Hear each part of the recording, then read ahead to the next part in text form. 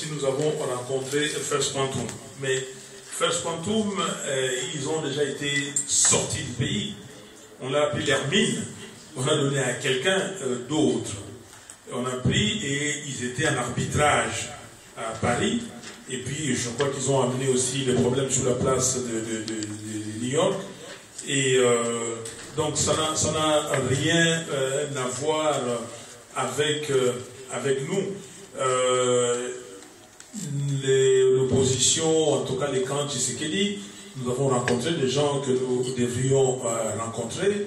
Et les First Quantum étaient déjà sortis du pays avant. Vous connaissez l'histoire. On a pris ces mines, on a vendu, on a donné à une autre firme.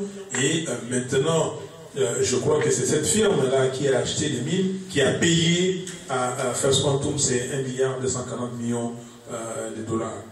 Alors, vous nous posez la question si nous avons rencontré aussi d'autres businessmen. Ça, il y a un candidat qui était là, et comme vous l'avez dit, il a circulé disons, surtout ici en Occident, il était en Afrique du Sud, et donc il a vu des gens. Donc ça, je crois, encore une fois de plus, c'est une question qu'il faut lui poser. Si vous me posez la question à moi, et qu'est-ce que je fais, je vous dirai. Mais là, en tant que candidat président de la République, c'est la question, mais il est évident que M. Tshisekedi a vu beaucoup de gens. Le problème que vous posez, c'est que Tshisekedi a toujours dit qu'il veut un état de droit. Il rassurait tout le monde que ce n'est pas un monsieur qui va venir demain changer. Il a rassuré les mondes des affaires. Et les gens sont partis les voir sur place, les ambassadeurs et tout. Il leur a dit la même chose, que je n'échangerai pas comme ça d'une façon intempestive, je commence à renouveler les contrats, à renégocier les contrats. Non, moi c'est un état de droit que j'ai fait et c'est un état de droit. Voilà la mission principale qui s'est donnée. Alors, vous dites qu'on nous reproche à nous et Tshisekedi de ne pas pouvoir plus réunir l'opposition. Notre ami Okito a dit, les politiciens congolais sont ce qu'ils sont. Chacun a son agenda. Vous allez voir vous-même ici en Occident, si vous vous demandez, vous dites que venez, on va se regrouper, et vous allez voir, tel va dire ah non, moi je suis leader, tel va dire que non, moi je suis populaire. Même les gens qui ne peuvent pas, en tant que candidat député, ne peuvent pas réunir 1000 voix, eux ils pensent qu'ils peuvent être candidats président de la République. C'est ça le problème. Nous avons commencé, moi je peux vous dire, et je l'ai dit à qui veut m'entendre, à tout le monde, et certainement, quand on va nous dire certaines vérités, nous le dirons. Tshisekedi a ouvert, parce qu'on dit que c'est lui le blocage. Nous avons commencé cette affaire de réunir l'opposition depuis décembre 2009. En mars 2010, nous avons commencé, moi-même, c'est moi, avec la bénédiction de Etienne Tshisekedi, pour voir les autres membres de l'opposition. Nous avons fait ça. Mais nous n'avons pas pu. Vous allez voir tel, vous allez voir tel. Nous avons fait des documents, on le mettra ces documents en public un jour. Nous avons fait des documents pour réunir toute l'opposition. Et finalement, vous avez compris que nous autres, nous nous sommes levés pour créer la DTP, Dynamique Tshisekedi président, parce qu'on n'a pas pu réunir tout le monde. Mais il y a eu un heureux hasard le 25 juillet 2011, quand Moïse Mulonda a convoqué ces forums de l'opposition avec des partis politiques avec la CENI. Et ces jours-là, il y a un collègue, M. Lisanga Bonganga, il a fait une motion, et après cette motion, nous tous, nous avons soutenu cette motion. Et comme on l'a soutenu, l'opposition est sortie de la salle, et c'est à ce moment-là qu'est née l'opposition politique congolaise. 4 mois, malheureusement, seulement 4 mois avant les élections. Et cette opposition est née, on a commencé des réunions, on a posé les 10 préalables à la CENI, nous avons commencé des réunions à Fatima, et à Fatima, finalement, il y a des gens, et à Fatima, qu'est-ce que nous nous sommes dit? On a dit, bon voilà, nous sommes là, et voilà. Et les 2 août, on s'est dit, posons une réflexion. Et il y a quelqu'un qui a amélioré, dit, bon, réflexion sur 5 points. Premier point, comment avoir un candidat commun? Deuxième point, comment avoir un programme commun? Troisième point, comment avoir un accord du gouvernement? quatrième point, comment se mettre ensemble pour les législatives nationales, dans des circonscriptions en 1, 2 ou 3 sièges. Et dernier point, comment aborder le problème des codes et de bonne conduite. On a fait ça. Arrivé le 22, le jour où on devait présenter ça, il y a des gens qui ont dit « Ah non, écoutez, moi, je ne suis pas venu pour ça ». Finalement, on a reporté le lendemain, le 23. Mercredi 23, on arrive là-bas, certains membres quittent la salle. Ils vont créer celle que vous avez connue sous le nom des groupes de Sorotani. Ils sont allés là-bas, qu'est-ce qu'ils ont fait? Voilà l'opposition.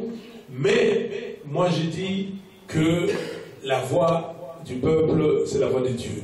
Le peuple, c'était plus fort qu'autre chose. Mais je crois qu'il y a des leçons. Il y a des leçons qu'on a tirées. On pourra peut-être discuter en aparté sur ces leçons-là. Il y a des leçons qu'on a tirées. Mais aujourd'hui, le peuple congolais doit aller de l'avant. Comment maintenant organiser le pouvoir? Je ne veux plus m'appeler, je n'appartiens plus à l'opposition. J'appartiens au groupe Tshisekedi qui a gagné les élections aujourd'hui. Comment prendre ses pouvoirs et aller de l'avant? Voilà, je crois que j'ai répondu à votre question.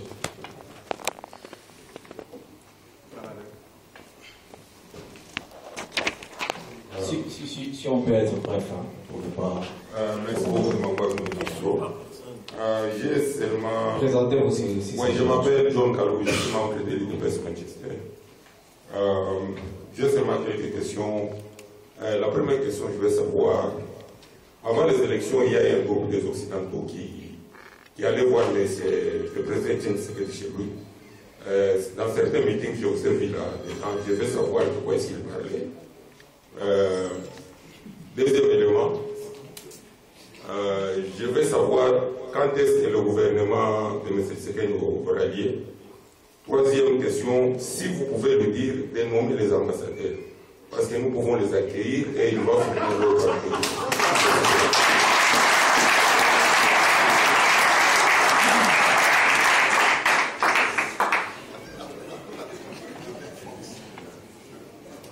Oui, les Occidentaux sont allés voir Tshisekedi, certainement, comme je dis tout à l'heure ici, pas certainement, c'était discuter avec lui, savoir qu'est-ce qu'il pensait. Et je peux vous le dire, M. Tshisekedi a donné des assurances à tout le monde qu'il allait, comment dire, faire en sorte qu'il y ait un état de droit. Il donnait des assurances qu'il n'y aura plus de corruption au Congo, en tout cas il va se battre.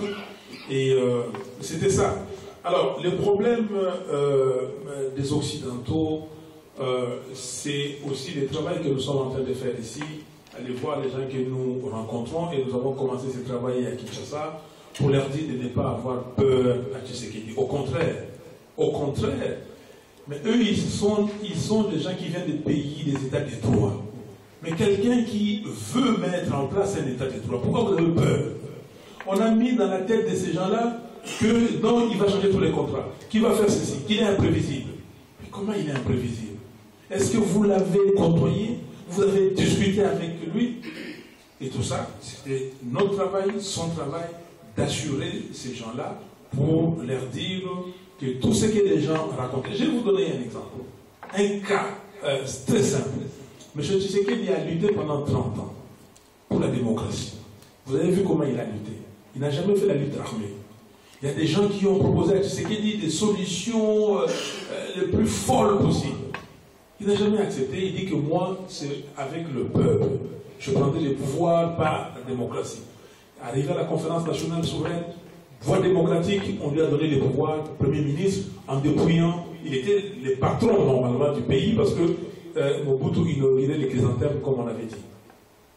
Et après, ça n'a pas marché. Il s'est retiré. Et qu'est-ce qu'il a voulu? Les élections. Aujourd'hui, vous dites que ce monsieur-là est violent.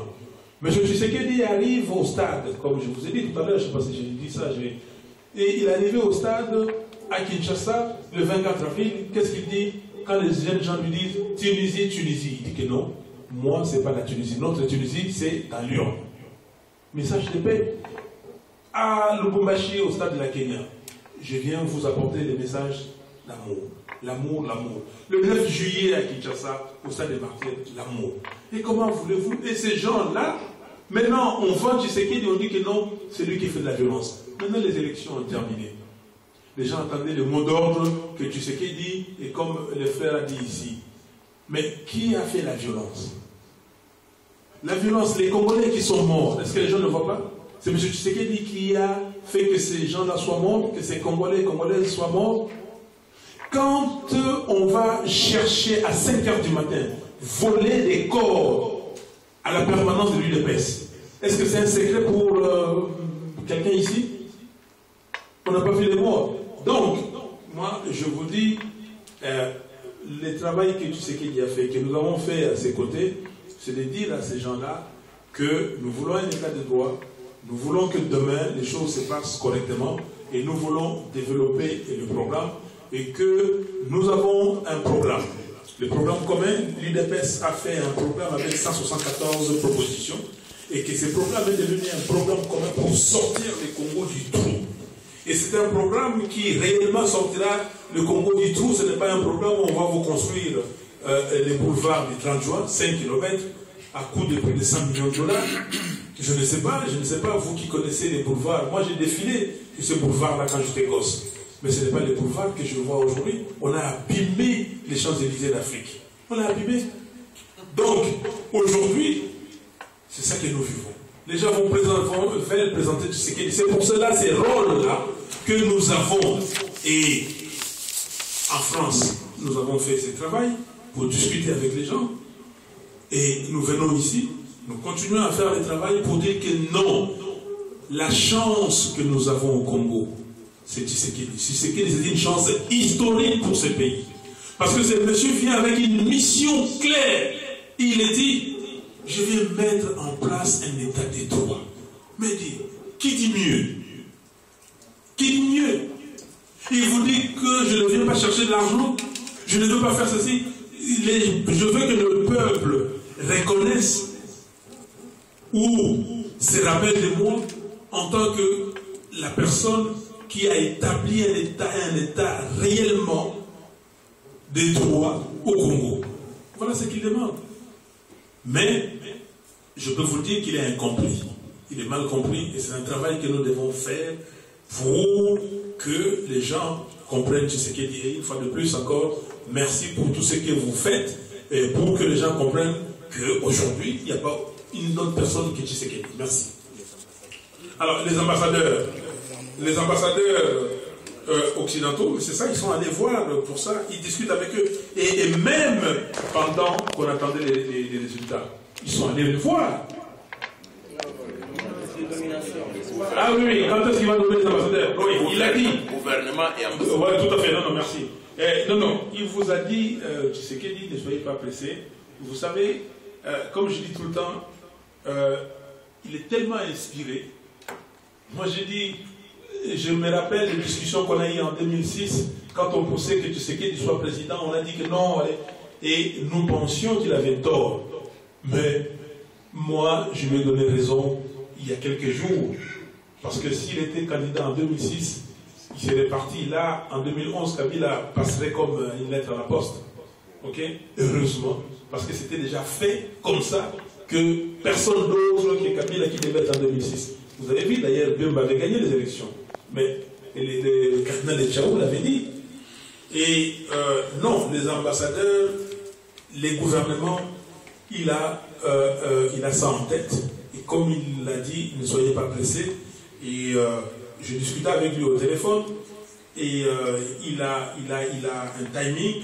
Et ce timing-là, ça va venir. Il ne veut pas non plus bousculer ou déranger l'aide de certains pays occidentaux, normalement la Grande-Bretagne et les États-Unis, dans cette affaire de récomptage. Et il attend, et par rapport à ça, il prendra une décision très rapidement. Merci. Je vais prendre une femme, la maman. Baladeur, s'il vous plaît. Il y a 4 femmes ici, monsieur. Merci beaucoup. Je m'appelle Brigitte, je viens de Londres. Je voulais demander à M. Faïlo, il est parlementaire, il est homme de Dieu, il y a des choses qui se passent. Par exemple, au Parlement, vous devez voter des lois. On en a appris dans le couloir. Un exemple comme le salaire des fonctionnaires. Vous, en tant que parlementaire, vous avez un mot à dire. C'est vrai que Kabila s'impose. On en a vu avec Mobutu. On disait que Mobutu, il a mal fait, il prenait des décisions seul. Vous, en tant que parlementaire, comment est-ce que vous influencez les autres, les collègues? Et en tant qu'homme de Dieu, comment est-ce que vous influencez aussi les autres autour de vous? Merci.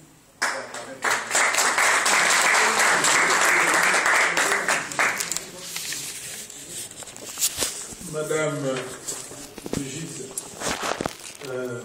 comme on dit chez nous, maman, là je vais un peu parler en lingala. Au moins,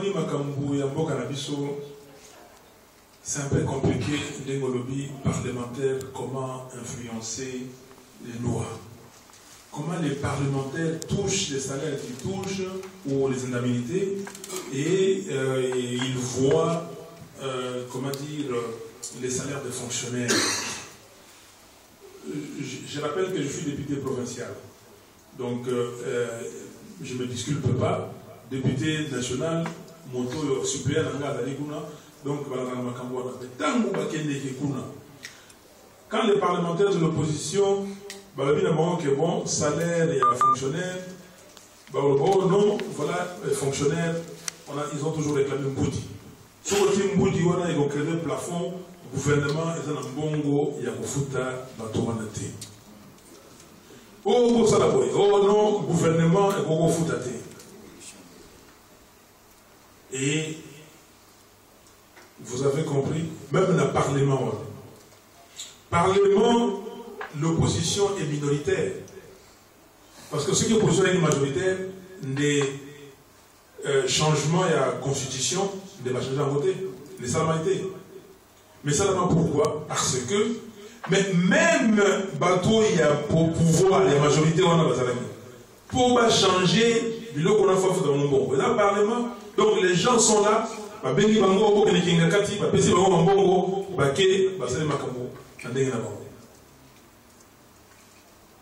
c'est pour cela, solution,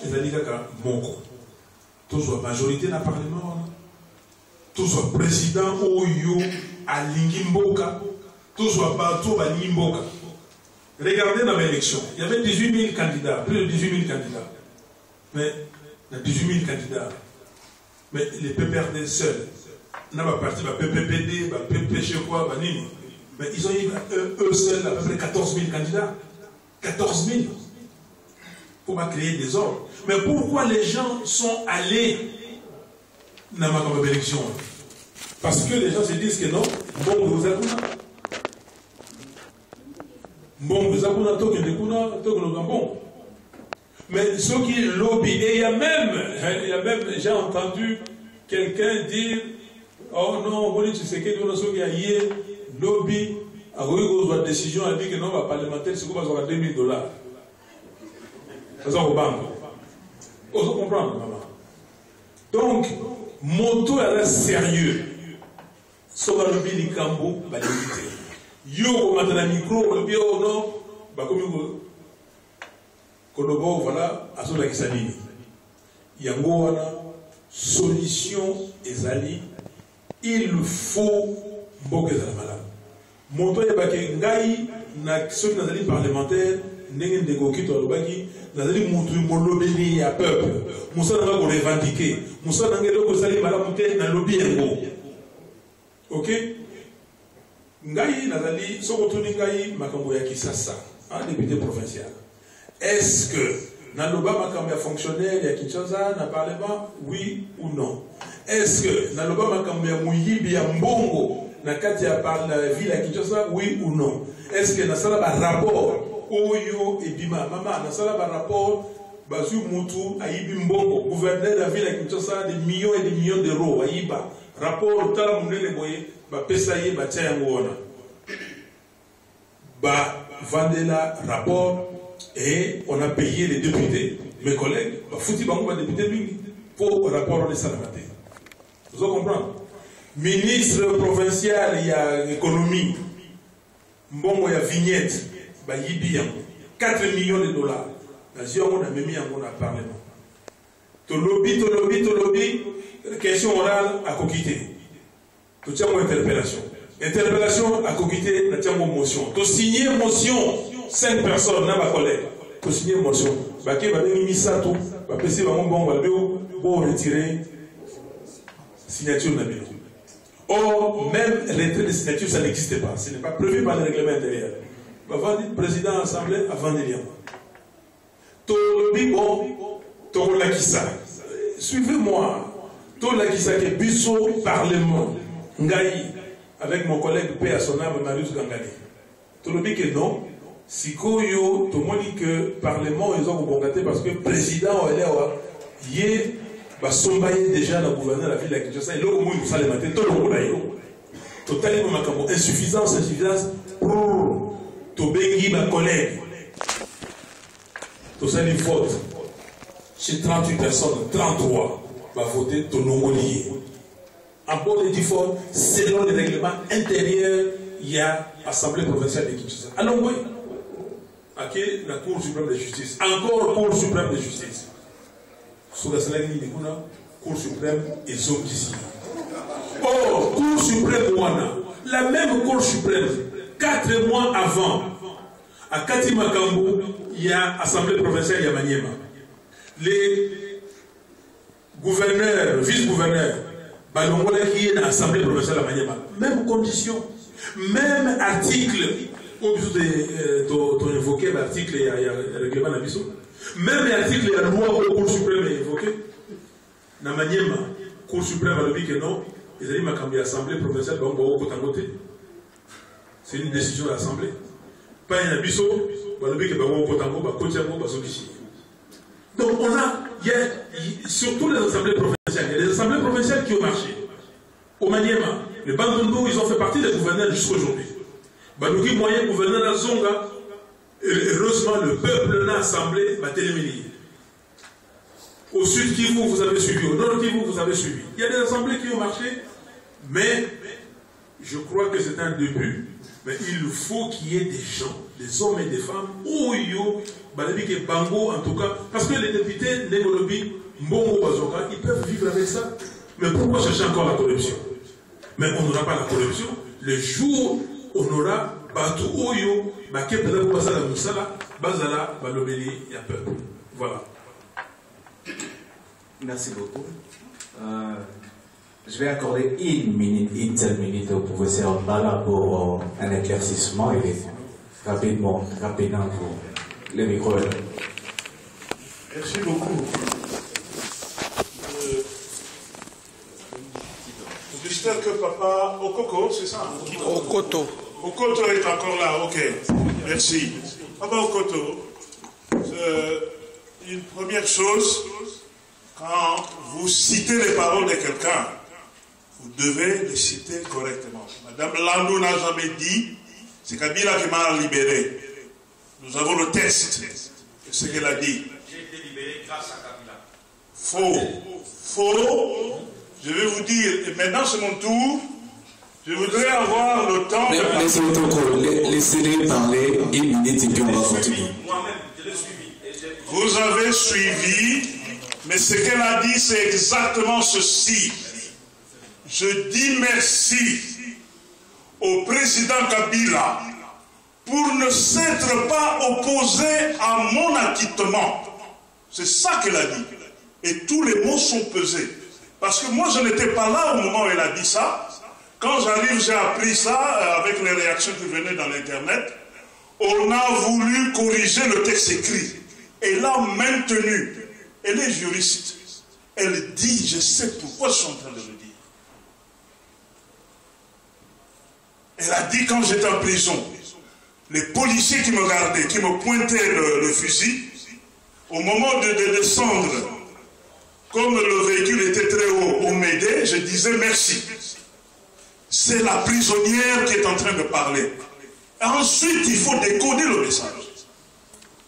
Kabila a été interrogé par des ambassadeurs chez Mme Landou. Il a dit, je ne connais pas cette femme, je ne sais même pas où on l'a on la juge.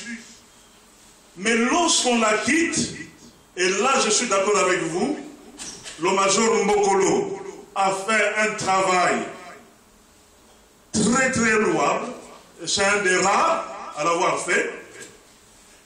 Lorsqu'on la quitte, Kabila envoie 2 délégations.